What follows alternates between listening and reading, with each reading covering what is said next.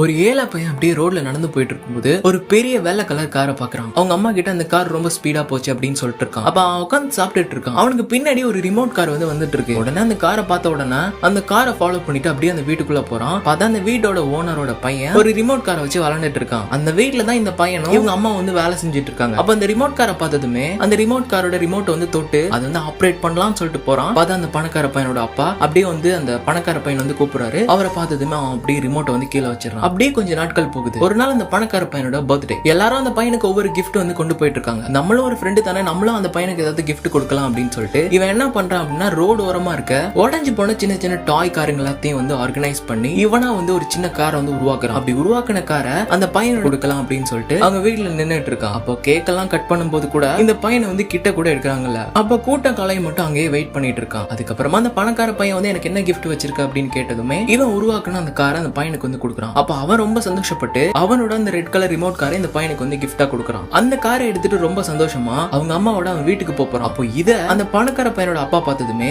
இவன் தன்னோட பையனோட காரை திருடிட்டு போறான்னு நினைச்சு அந்த இடத்துல அவனோட காதை பிடிச்சு அடிக்க ஆரம்பிக்கிறாரு. இதை பார்த்து அவங்க அம்மா அவமானம் தாங்க முடியாம வீட்டுக்கு போய் அந்த பையனை ரொம்ப அதிகமா அடிக்க ஆரம்பிக்கிறாங்க. அதுக்கப்புறமா அடுத்த நாள் அவங்க அந்த வீட்டுல இருந்து வேலை செஞ்சுட்டு இருக்கும்போது அந்த காரை அந்த வீட்லயே கொண்டு போய் வச்சிடறாங்க. அந்த பணக்கார பையன் அங்க இந்த காரை நான் நேத்தே உங்க பையனுக்கு கிஃப்டா கொடுத்துட்டேன்னு, அவன் இன்னும் எடுத்துட்டு போவாட்டே அவன் இந்த காரை கொண்டு போய் கொடுத்துருங்க அப்படின்றான். அதுக்கப்புறம் தான் அந்த பையனோட அம்மாக்கே தெரிய வருது, அவங்க பையன் திருடல, கிஃப்டா கொடுத்தது தான் வாங்கிட்டு வந்திருக்கான் அப்படின்னு. அடுத்த நாள் அவங்க பையன் வீட்டுக்கு வரும்போது அவனுக்கு ஒரு ரிமோட் காரை வாங்கி வச்சிருக்காங்க. பாக்ஸோட இருக்க காரை அப்படியே தூக்கி அவங்க அம்மா பார்த்து சிரிக்கிறான். சோ அப்படியே இந்த ஒரு ஷார்ட் ஃபிலிமே முடிக்கிறாங்க.